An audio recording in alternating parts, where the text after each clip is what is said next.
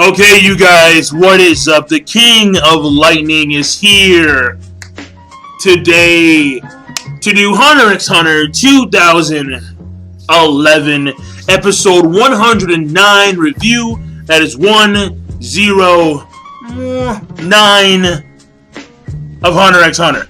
Now, this week's episode of Hunter x Hunter, first of all, it's pretty much a build-up.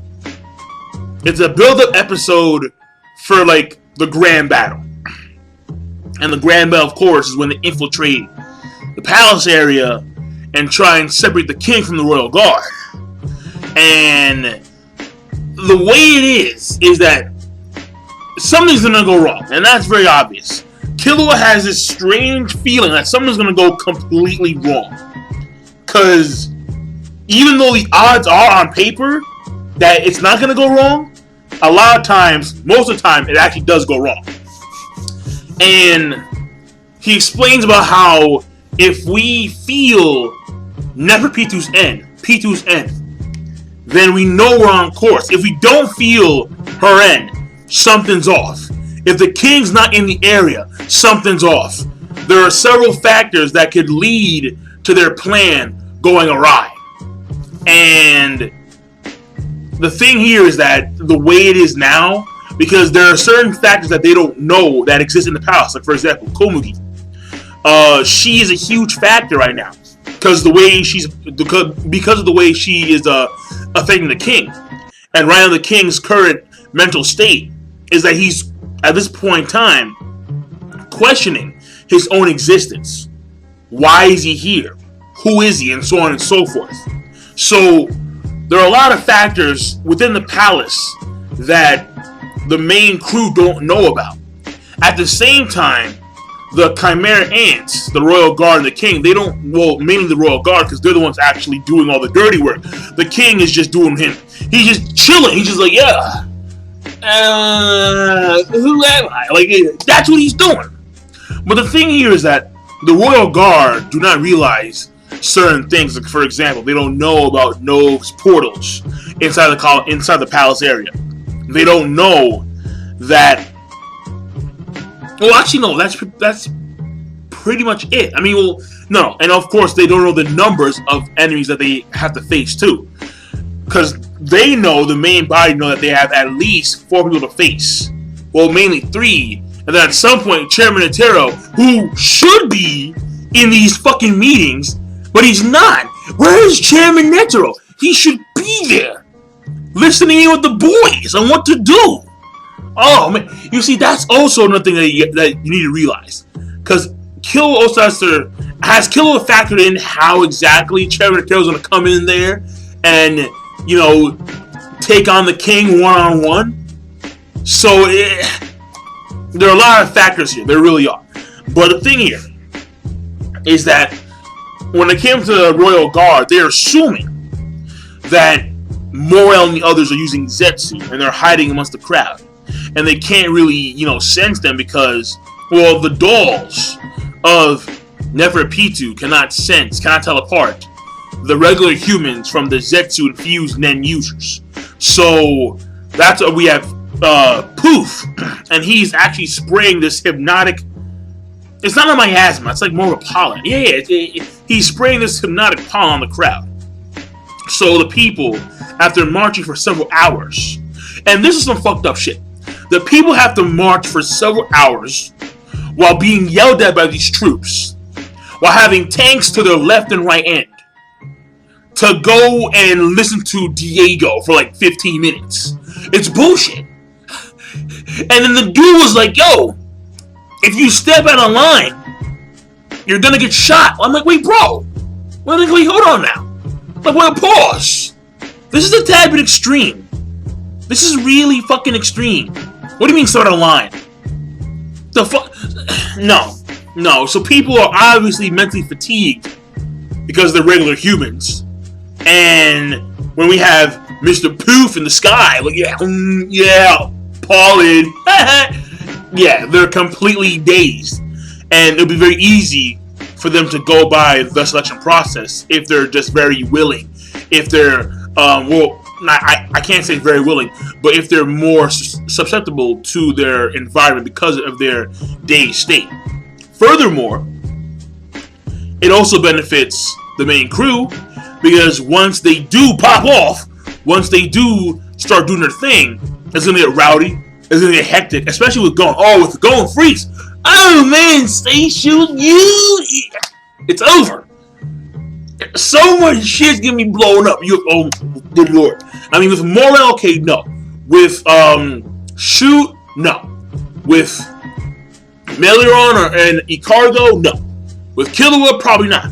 With Knuckle and Gold, it's gonna get loud and rowdy. No shit. Now, because these people are in a dazed state, they're not going to be they're not gonna run away. Which may seem weird. It may seem like a bad thing. Like, wait a second. Like, why wouldn't you run away from the danger? The thing here is that it's gonna cause a lot of chaos. If they go to the castle, they see the castle area and it's blown up and shit. Oh, they're gonna start hauling ass. I would haul ass. Usain Bolt's out, form and everything, man. Like I'm Trackstar Productions. But the thing here is that because of the fact that they're in a state, even though buildings are exploding and shit, you would think that it would take out your days, but no. Even though buildings are going to be exploding and stuff, they're just going to stand there and be very calm, very cool. Like, oh yeah, building, yeah. Basically, they're fucking high. Everyone's high as shit. That's what it is. End of story. I'm like, yeah, end of story. They're high as fuck. Now, over. Yeah, blood. Yeah, crazy. Okay, they're done. Now, the thing here is that we move on, of course. There's something at the end of the episode where when we have everyone, like, they're saying their piece, we have Killua says that he wants to do, like, this new move, the Kami something exactly. Gon's pumped up.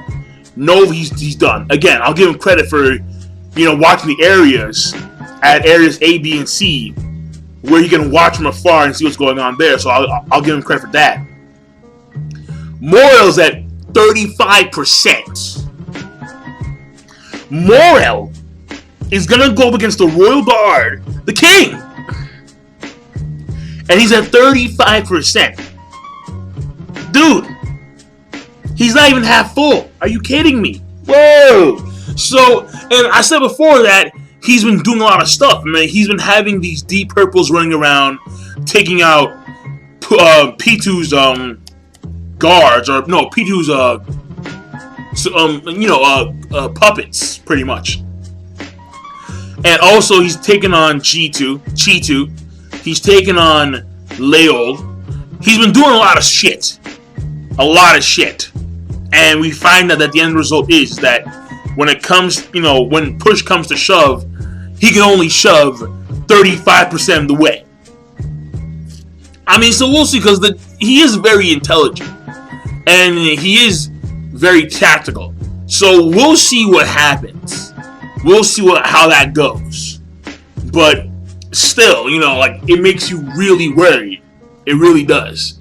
Furthermore, what makes you really worried is the fact that Shoot was talking about Killua. And Killua was, quote-unquote, brimming with confidence. But at the same time, it looked like he was fading away. Is that symbolic for future death? I don't know.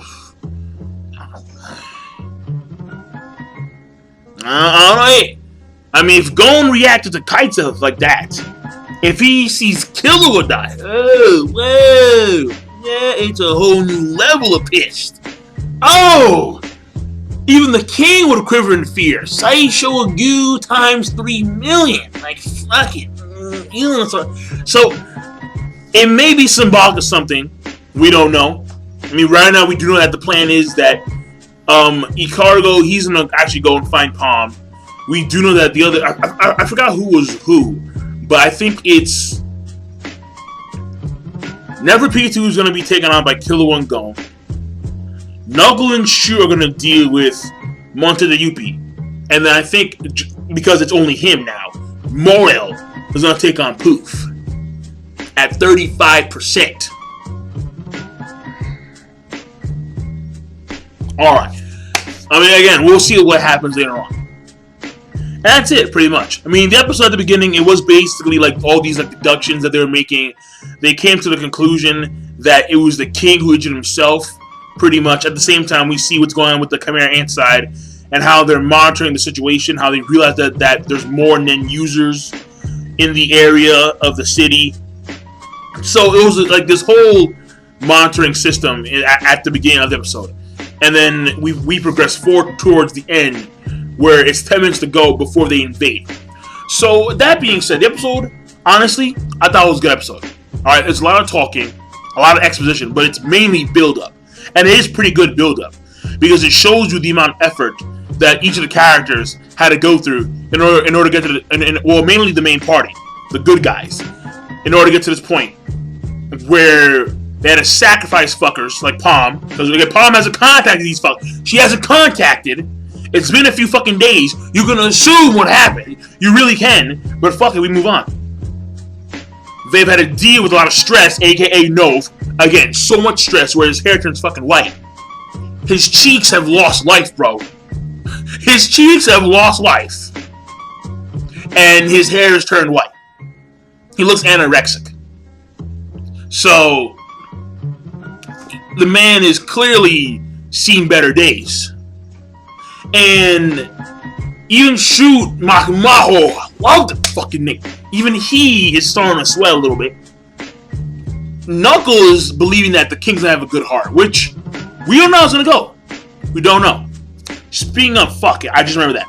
There was a little scene we see of Colt. And Colt is explaining to Gon and Killua that P2 can't use her N if she's healing someone. And because that's what she did for Kite. And we see this little baby playing around with Colt. That baby is probably the kid that he found, the second kid that he found in the Queen's womb. So that is also very fascinating. The episode rating overall is going to be good once again. It's mainly build up. The animation was good as usual.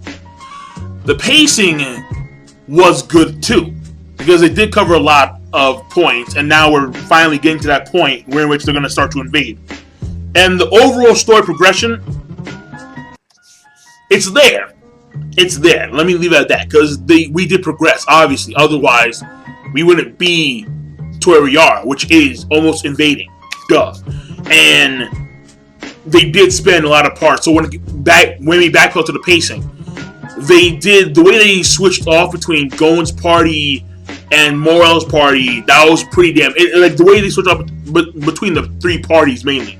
It was Gon's party, Morel's party, before they go inside Nove's dimension, and then it was just basically seeing what the Chimerans are doing, and then seeing what the main party's doing, and back and forth, and back and forth. That was also pretty good too. Seeing like these intertwining deductions on each side. That was good.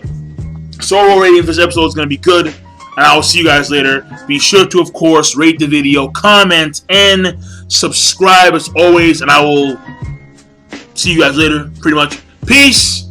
Have a nice day.